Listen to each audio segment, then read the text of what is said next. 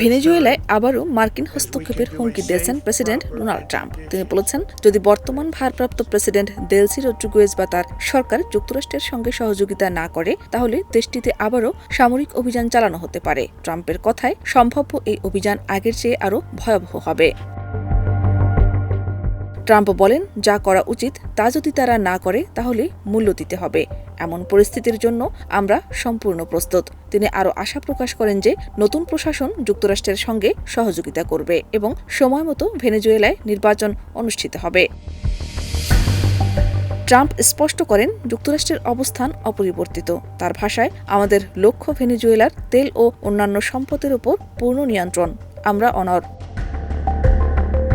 এর আগে ৩ জানুয়ারি গভীর রাতে যুক্তরাষ্ট্রের দাবি অনুসারে কারাকাসে সামরিক অভিযান চালানো হয় এবং প্রেসিডেন্ট নিকোলাস মাদুরো ও তার স্ত্রী সিলিয়া ফ্লোরেসকে অপহরণ করে নেওয়া হয়। বর্তমানে তারা নিউ ইয়র্কের ফেডারেল কারাগারে বন্দী রয়েছেন।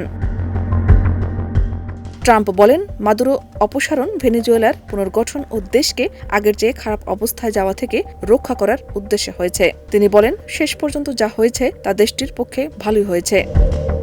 শাহনাজ পারভীন, দেশ রূপান্তর।